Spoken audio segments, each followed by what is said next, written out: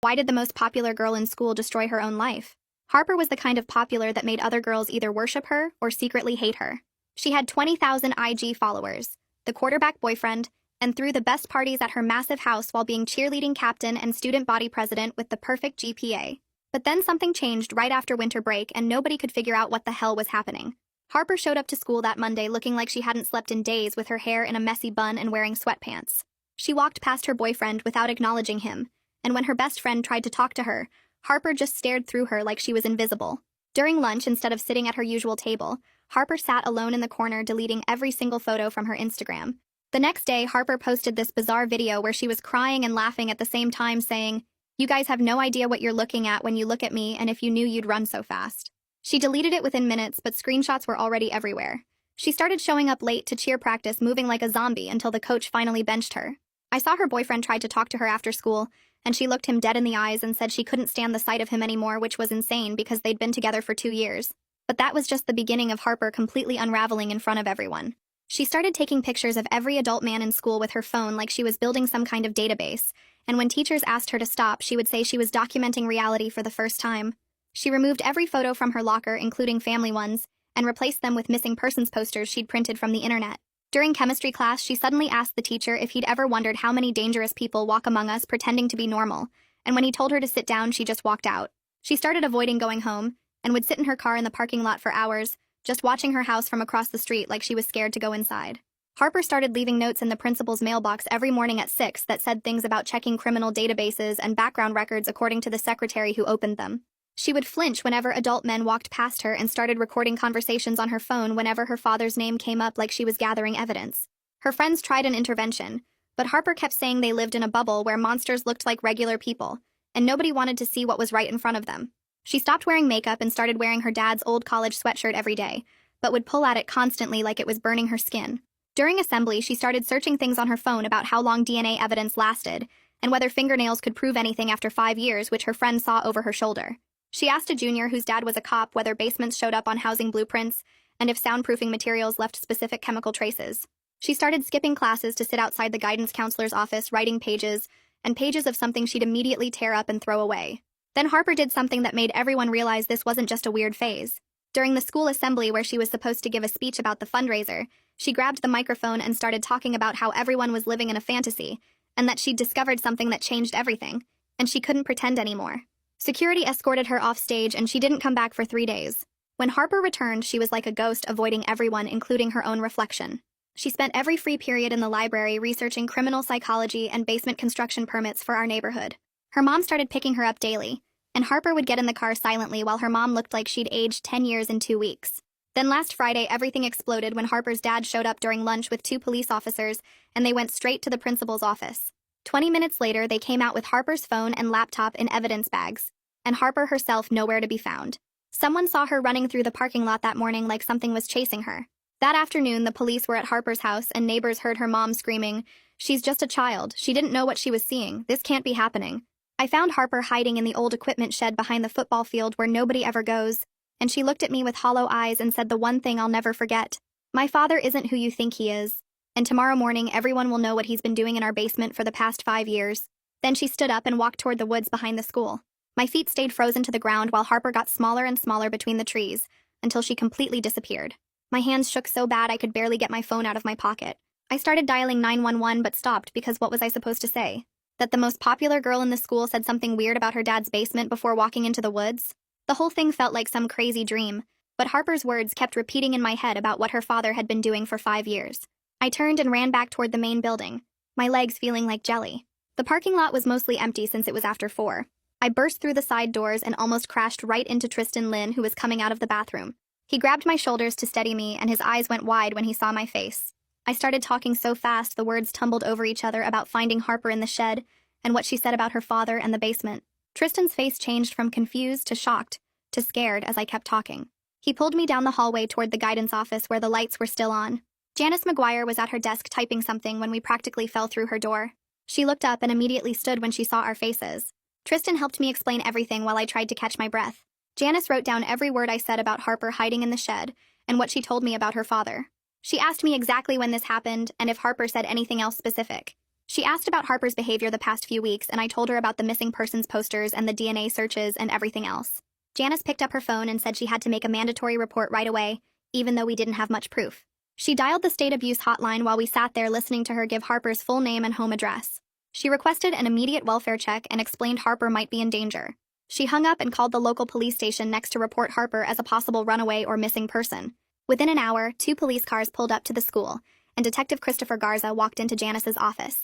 He was younger than I expected, with kind eyes but a serious face. He asked me to repeat everything Harper said word for word. He wrote it all down in a small notebook and asked about Harper's mental state, and if she'd ever made claims like this before. He explained they needed more than just Harper's statement to get a warrant for her father's basement. He said they'd check the house, but without probable cause, they couldn't search specific areas. Janice gave him copies of all her notes from the past month about Harper's concerning behavior. Detective Garza left his card and said to call immediately if Harper contacted any of us. Tristan and I went back to my house and I couldn't eat dinner. I stayed up all night making a timeline on my laptop of everything weird Harper had done since winter break. Tristan came back over around 10 with his laptop and helped me organize all the screenshots people had saved. We found 12 different people who had pieces of Harper's deleted video saved.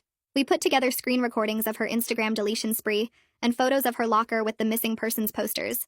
Tristan found posts from other students talking about Harper's strange questions and behavior. We organized everything into folders by date with descriptions of each incident. My mom brought us coffee at 2 in the morning and asked if we were okay. We worked until the sun came up and had 3 pages of timeline plus all the digital evidence organized. I dozed off for maybe an hour before my phone started buzzing with texts. The whole school was talking about Harper never coming home last night. Her parents had filed an official missing person report at 6 that morning. The principal called an emergency assembly for first period. Harper's mom stood at the podium looking like she hadn't slept either. Her voice cracked when she asked if anyone had seen Harper or knew where she might go. She said Harper left her phone at the school and they just wanted her home safe. Some girls were crying in the front row. I felt sick knowing what Harper had told me, but not knowing if I should say it out loud to everyone. After the assembly, I found Detective Garza in the hallway and showed him the timeline Tristan and I made. He sat on a bench and went through every page carefully. He looked at all the screenshots and evidence we'd collected. He said it helped establish a pattern, but judges needed more concrete evidence for search warrants. He asked if Harper had ever shown me physical evidence or told me specific details about what she found. I told him she only mentioned the basement and 5 years. The principal's secretary found me during second period and said I needed to come to the office immediately. I walked in, and Harper's father was sitting there with a man in an expensive suit who was obviously his lawyer. Harper's father's face was red and he pointed at me the second I walked in. He said I was spreading dangerous lies about his family during their time of crisis.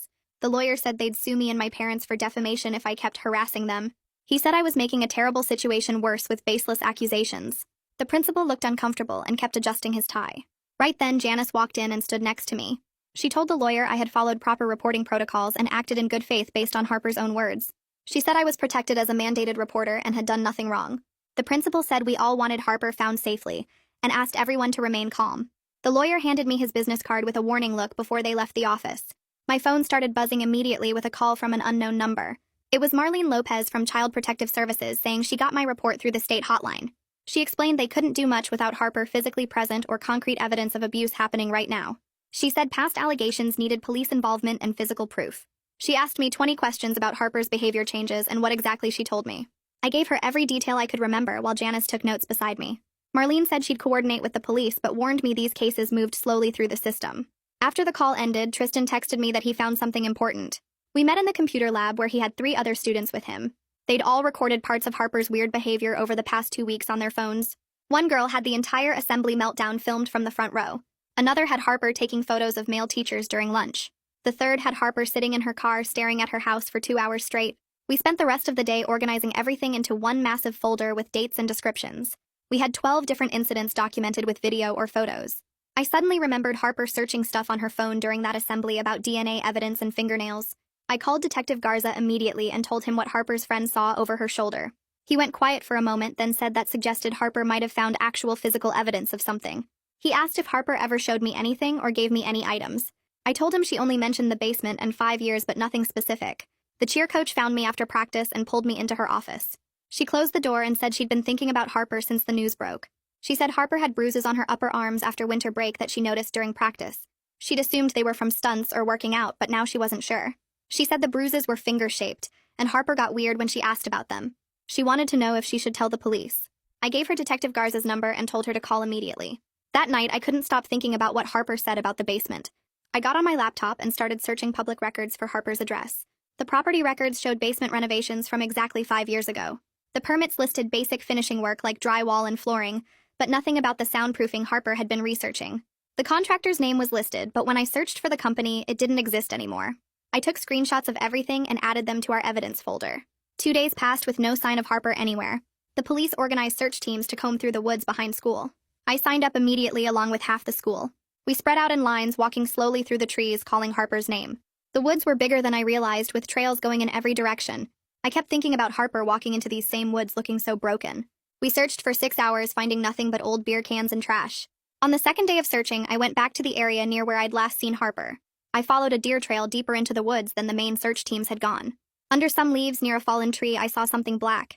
It was Harper's phone, covered in dirt and dead. I didn't touch it, but called Detective Garza immediately. He arrived within 20 minutes with an evidence team. They photographed everything before bagging the phone carefully. Garza said their tech team would try to recover any data even though it was dead. 3 days later, Garza called me with an update. The tech team had recovered Harper's search history from her phone. She'd been researching 5 missing women from our area repeatedly for weeks. All of them had vanished over the past 5 years. All were between 16 and 22 years old. All had brown hair like Harper. Garza said they were now looking for connections between these cases and Harper's father. He couldn't share more, but said this was becoming much bigger than they initially thought. The principal's secretary found me the next morning before first period.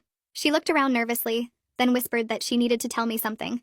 She said Harper's dad had been in yesterday arguing with the principal about containing the situation and protecting the school's reputation. She said he was demanding they control what students were saying and threatened to pull his donations. She'd kept copies of all those notes Harper left in the principal's mailbox about checking criminal databases. She handed me a folder with photocopies of 12 different notes. Each one mentioned specific things to investigate about people's backgrounds. Some had dates and locations that didn't make sense to me yet. I gave everything to Detective Garza that afternoon. That night around 11, my phone buzzed with a text from a blocked number. It said Harper was safe but couldn't come forward yet. The message mentioned something specific about our chemistry class that only Harper would know about, a joke our teacher made about periodic table elements. I immediately forwarded it to Garza, who said they'd try to trace it, but blocked numbers were nearly impossible to track. The text gave me hope that Harper was alive somewhere even if she couldn't come home yet. The next morning, Marlene Lopez called me during first period asking if I could meet after school with her, Janice, and Detective Garza. I got to Janice's office at 3:30, where they were already waiting with papers spread across the desk. Marlene explained they needed to coordinate everything we knew, but had to be careful about protecting Harper, even if that meant moving slowly. She kept checking her phone and writing notes while Garza went through the timeline I'd made, asking specific questions about dates and times. After an hour of going through everything, Marlene said they had enough to keep building the case but needed more concrete evidence. That evening, I was doing homework when my phone rang with a number I didn't recognize. The woman on the other end said she was Harper's neighbor and had seen the news coverage about Harper being missing.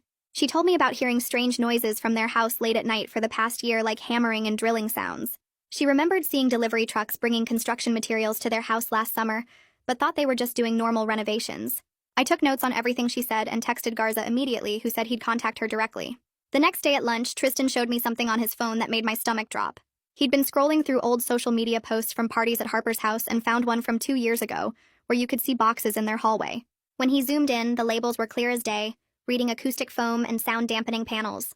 We sent the screenshot to Garza right away, who responded that this was exactly the kind of evidence they needed to establish a timeline. Later that afternoon, Garza called me with an update about the missing persons Harper had been researching. Requested Reds is on Spotify now. Check out link in the description or comments. He said none of them had any official connection to Harper's father that they could find yet, but he was now looking at when each woman disappeared compared to when the basement was renovated. The dates were starting to line up in ways that made him suspicious, but he needed more to make it solid. 2 days later, I was walking to my car after school when I saw Harper's mom sitting in her car in the parking lot looking lost. She got out when she saw me and walked over with tears already running down her face. She grabbed my arm and whispered that she'd found something in the basement after Harper ran away, but her husband made her promise to stay quiet about it. Her hands were shaking so bad she could barely hold her car keys, and she kept looking around like someone might be watching us. I told her she needed to talk to Detective Garza about whatever she'd found, and after a few minutes of crying, she finally agreed. We got in my car and I drove her to the police station while she sat in the passenger seat twisting her wedding ring and mumbling about how she should have known something was wrong. At the station, Garza met us in the lobby and took us to a private room where Harper's mom could talk without anyone hearing. She was in there for 3 hours while I waited in the lobby reading the same magazine over and over. When she came out, her face was completely white, and Garza had his hand on her shoulder telling her she'd done the right thing. That evening around 7:30, I got an email that made me sick to my stomach. Harper's father's lawyer had sent cease and desist letters to me, Tristan, and several other students demanding we stop spreading false information about their client. The letter threatened legal action if we continued talking about the case and accused us of defamation and harassment. I immediately forwarded it to Janice, who called me within 5 minutes telling me not to worry. She said she'd already contacted a legal aid attorney who specialized in witness protection, and he confirmed we were protected since we were cooperating with an active investigation. The next morning, the junior whose dad was a cop found me before homeroom and pulled me aside. He said his dad had mentioned Harper's case at dinner last night, and apparently the whole department was working on something bigger than just a missing person case. His dad said they were trying to find a specific location within the house, but needed more precise information about the layout. That's when I remembered Harper asking about blueprints and basement layouts during her breakdown, and how obsessed she'd been with construction permits. During lunch, I went to the city records office and requested the original house plans for Harper's address from when it was built in 1987. The clerk printed them out for $5, and when I compared them to the renovation permits from 5 years ago, something didn't match up. The original plans showed a utility closet in the basement that wasn't mentioned in any of the renovation paperwork, and the square footage numbers we were off by about 100 feet. I took photos of both documents and sent them to Garza, who replied immediately saying this was huge, and asking if I could bring the originals to the station. 3 days after Harper had disappeared into the woods, we finally got news about her. A gas station attendant 2 towns over had called the police after seeing Harper's photo on the news and recognizing her from security footage. The video showed Harper buying water bottles and sandwiches at 2 in the morning before walking out and disappearing into the darkness again. At least we knew she was still alive and trying to take care of herself, even if she wasn't ready to come home yet. Detective Garza called me the next morning while I was eating breakfast and asked if I could meet him at the station after school. When I got there, he led me to the same private room and closed the door behind us. He sat down across from me and pulled out a folder with Harper's name on it. He told me Harper had reached out to them through a victim advocate at a women's shelter 3 towns over. She was safe and providing information, but wasn't ready to come forward publicly yet. He said she'd been staying at the shelter under a different name, and the staff there was helping her process everything. The advocate had been working with Harper to document her memories and gather any evidence she might have kept. Garza showed me a photo Harper had sent them of a journal she'd been keeping since winter break, with dates and descriptions of things she'd found. He couldn't show me the details, but said it was helping them build a timeline of what happened in that house. That same afternoon, the school board called an emergency meeting about what everyone was calling the situation, even though Harper's name was all over social media. Parents packed the auditorium and the arguments got so loud security had to step in twice. Half the parents wanted the school to support the investigation fully, while the other half worried about the school's reputation and property values. Some moms stood up and started yelling about how this was all rumors, and the school shouldn't be involved in destroying a good family's name. Another parent shot back that protecting kids should matter more than protecting the school's image. The principal tried to keep order, but people were recording everything on their phones and posting it live. The board finally voted to cooperate fully with law enforcement and provide counseling services for affected students. 2 days later, Harper's mom filed for an emergency protective order against her husband and moved out of their house. Her lawyer released a statement saying she was cooperating fully with the investigation and had no knowledge of any illegal activities. I saw her at the grocery store looking like she'd lost 20 pounds in 2 weeks. She was buying basic supplies and her hands shook as she loaded bags into her car.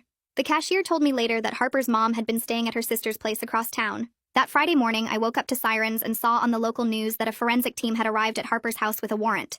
Neighbors stood on their lawns watching as people in white suits carried evidence bags and photography equipment through the front door. The news helicopter circled overhead while reporters interviewed anyone who would talk. I rode my bike over and watched from down the street as they set up a tent in the driveway.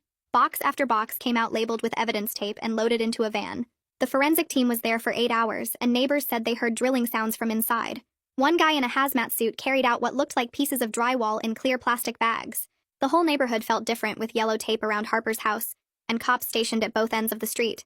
Tristan met me at the coffee shop that evening, and we sat there refreshing the news on our phones. We'd gotten closer through all this mess and spent most afternoons together trying to make sense of everything. He'd been keeping track of all the social media posts and screenshots people had taken of Harper's breakdown. We both felt guilty for not seeing the signs sooner, even though we barely knew Harper before this. Tristan had started having nightmares about basements and hidden rooms. We stayed at the coffee shop until they closed, just so we didn't have to be alone with our thoughts. The next morning, Detective Garza called me again, and his voice sounded different this time. He said they'd found the hidden room Harper had discovered behind what looked like a normal utility closet. The construction matched the timeline from the permits I'd found with the missing square footage. No victims were present, but they'd found evidence of long-term captivity, including restraints bolted to the walls.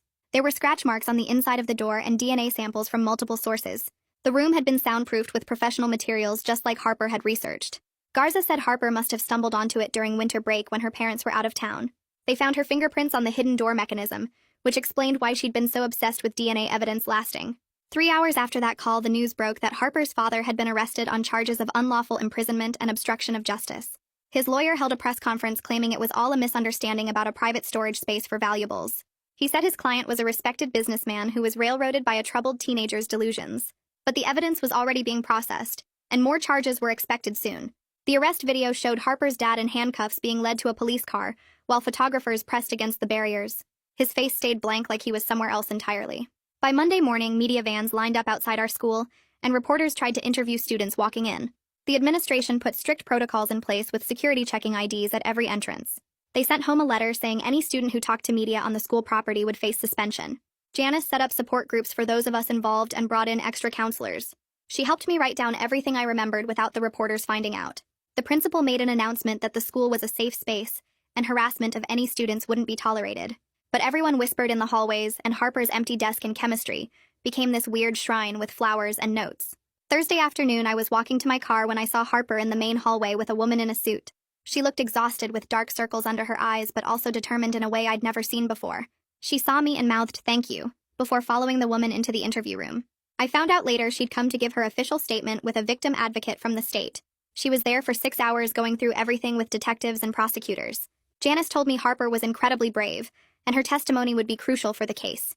Within days of the arrest making national news, 5 families of missing women contacted the police. They'd seen Harper's father's photo and recognized him from their daughter's last known locations. Detective Garza's team started the long process of connecting evidence from the basement to cold cases. 3 of the missing women had disappeared from areas where Harper's dad had business trips. The other 2 had worked at companies where he'd been a consultant years ago. The forensic evidence from the hidden room was matched against DNA from the missing persons database. The matches started coming back positive for 3 of the missing women within 48 hours. I was sitting in the cafeteria when the news alert popped up on my phone about Harper's father's bail hearing being scheduled for that afternoon. The judge set it at $2 million after the prosecutor showed evidence that he'd been transferring money to offshore accounts for years and had property in countries without extradition treaties. His lawyer argued for lower bail, but the judge said the flight risk was too high with multiple potential murder charges coming. They froze all his assets that same day, including the house and his company accounts, while investigators started tracing where the money went. The school called an emergency staff meeting that Monday morning, and I saw teachers coming out looking shaken. The principal sent out an email saying they were implementing mandatory reporting training for all staff members starting immediately. The cheer coach found Harper's mom in the parking lot after the training and broke down crying while apologizing for not seeing the signs. She kept saying she should have known something was wrong when Harper started flinching during practice, and how she'd failed as a coach. Harper's mom just hugged her and said nobody could have known what was happening in their house. I couldn't sleep that night thinking about all the times I'd seen Harper acting strange, and wondered if I should have said something sooner. The guilt was eating me up so bad that I couldn't focus in class and kept replaying every interaction looking for signs I'd missed. Janice called me into her office and could tell immediately that I was struggling. She sat me down and reminded me that I did exactly the right thing when Harper finally told me about the basement. She explained that victims often hide abuse for years, and the important thing was that I believed her and took action when it mattered.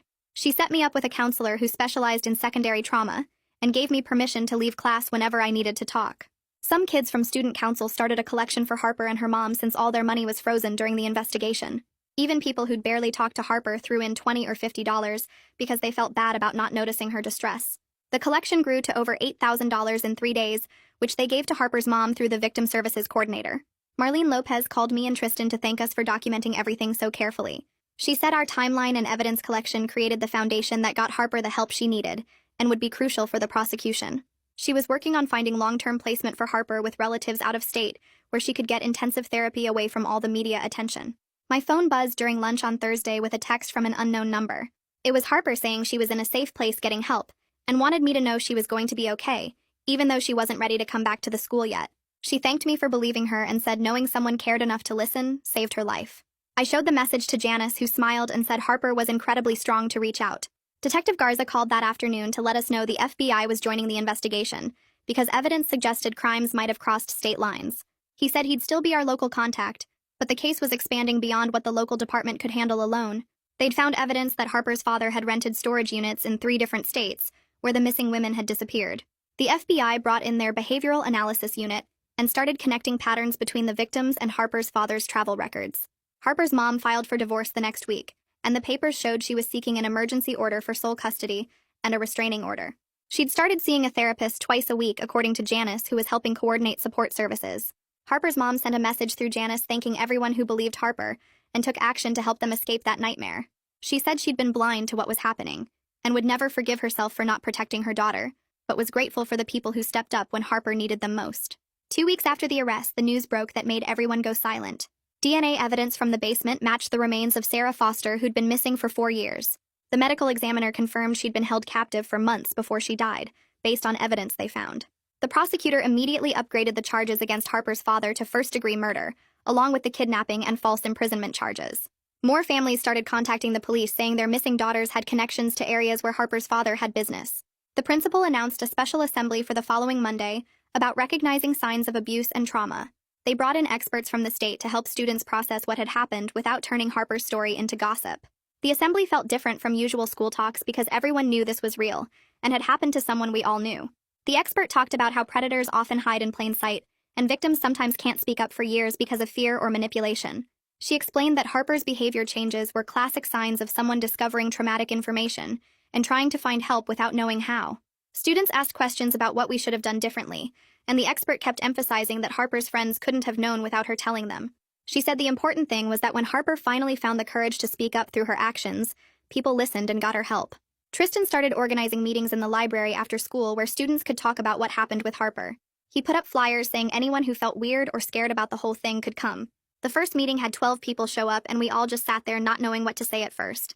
Tristan brought cookies and juice boxes, which helped break the ice somehow. We started meeting every Tuesday, and more kids showed up each week. Some were Harper's old friends, and others were just random students who felt messed up by everything. We talked about how we missed the signs and how scary it was to realize monsters could look so normal.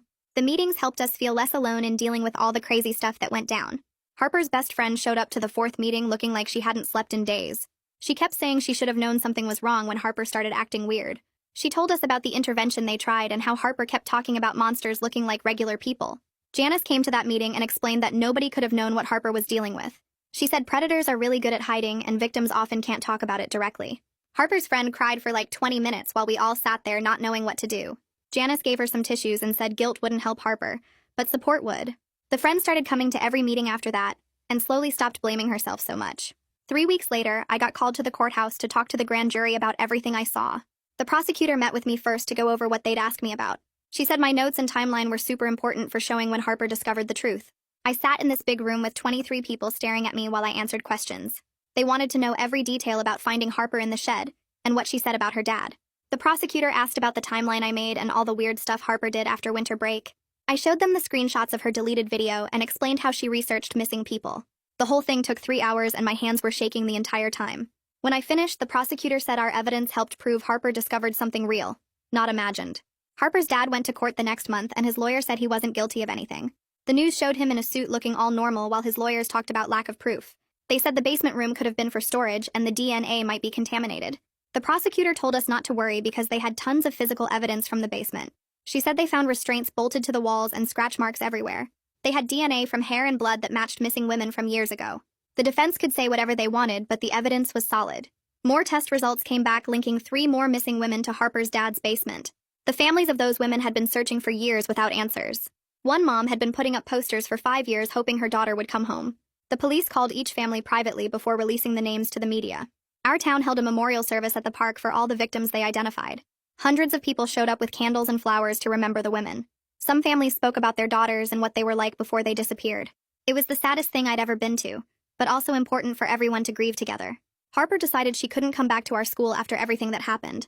Marlene told us Harper was living with an aunt in another state to get away from everything. She was doing online classes to finish junior year while getting therapy twice a week. Harper wanted to graduate on time so she could still go to college next year. Her mom moved to the same town to be near her and start over somewhere new. They both needed to be far away from the house and all the memories. The principal called a staff meeting that nobody was supposed to know about, but word got out anyway. He announced he'd be retiring at the end of the school year after 30 years. Everyone knew it was because of how he handled Harper's situation at first. He'd ignored her weird behavior and the notes she left instead of investigating properly. Parents had been calling for his resignation since the truth came out about Harper's dad.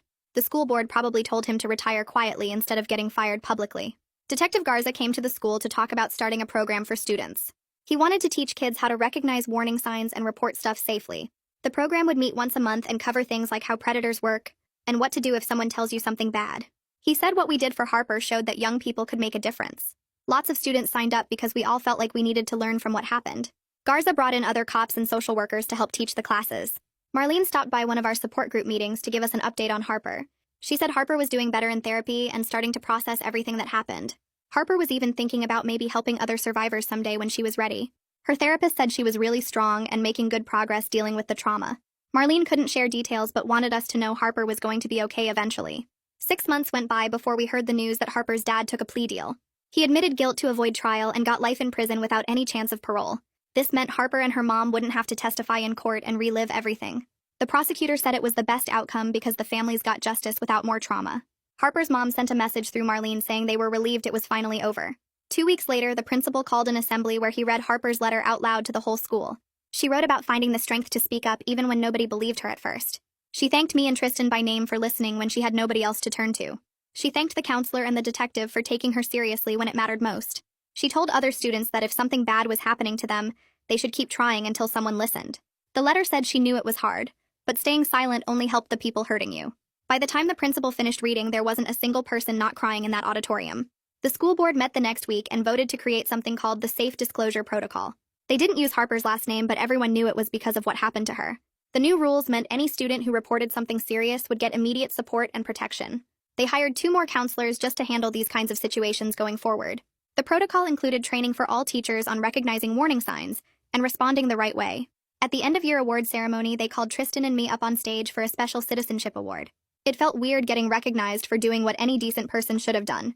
We accepted it but said we were taking it for everyone who helped Harper through everything. The principal shook our hands, but you could tell he was uncomfortable since everyone knew he was retiring because of this. Harper's mom contacted the school through her lawyer saying the house finally sold after sitting empty for months. She donated all the money from the sale to a fund for victims of violent crimes. She sent updates through the counselor about how they were doing in their new city 3 states away. She was working at a nonprofit now, and Harper was finishing school online while getting lots of therapy. Spring came and college acceptance letters started arriving for all the seniors, including me, even though I was just a junior. I got into the State University's social work program with early admission, which I applied for after everything that happened. Working with the counselor and the social worker showed me that's what I wanted to do with my life. Tristan got accepted to the criminal justice program at the same school because Detective Garza inspired him so much. We were both going to the same college, which made everything less scary about leaving home. Graduation day arrived and nobody expected Harper to show up since she'd been gone for months. But right before they started calling names, she walked in with her aunt and 2 cousins surrounding her protectively. She looked different with shorter hair and more confidence in how she carried herself than before. When they called her name, the entire auditorium erupted in the loudest cheering I'd ever heard at a graduation. She walked across that stage with her head held high and accepted her diploma like she'd earned every bit of it. People stood up and kept clapping until she sat back down with her family, who never stopped smiling at her. After graduation, there was a big party at someone's house, and Harper actually showed up for a little while. We ended up talking by the pool away from everyone else for the first time since everything happened. She told me she was planning to study psychology in college to understand trauma and help other survivors heal. She said therapy saved her life, and she wanted to do that for other people who went through terrible things. She seemed stronger and more focused than the popular girl I remembered from before winter break. Detective Garza stopped by the party, which surprised everyone since cops don't usually show up unless there's trouble. He found me and Tristan to tell us the investigation ended up solving 7 cold cases from the past decade. He said our documentation and refusal to give up made all the difference in building the case. 3 of those cases were the missing women Harper had researched, and 4 others nobody had connected before. He shook our hands and said we showed him that young people could change things when adults weren't paying attention. A week before we left for college, a package arrived from Harper's mom with graduation gifts for everyone who helped. Inside were these nice pens with our names engraved and handwritten thank you notes on fancy paper. Her note to me said she'd never forget how I found Harper and got her help when she needed it most. She wrote that she was working with state legislators now to make reporting laws stronger for schools. She wanted to make sure what happened to them could help protect other families from going through the same thing.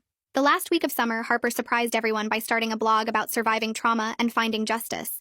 She was careful not to share details that could identify victims, but she wrote honestly about the healing process. She posted about therapy techniques that helped her and resources for other survivors trying to rebuild their lives. The blog got thousands of followers in just the first few days as people shared it everywhere. She wrote about how justice doesn't fix everything, but it helps you start moving forward with your life.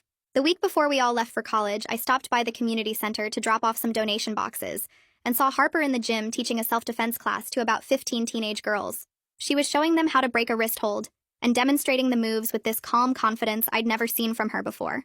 The girls were watching her so carefully and taking notes while Harper walked around adjusting their stances and explaining how to use someone's weight against them. She had this genuine smile on her face as she helped a younger girl who kept messing up the technique, and when the girl finally got it right, Harper gave her this big high five. After class ended, Harper saw me and waved me over to help her put the mats away. She told me teaching these classes made her feel like she was taking back control and giving other girls tools she wished she'd had sooner.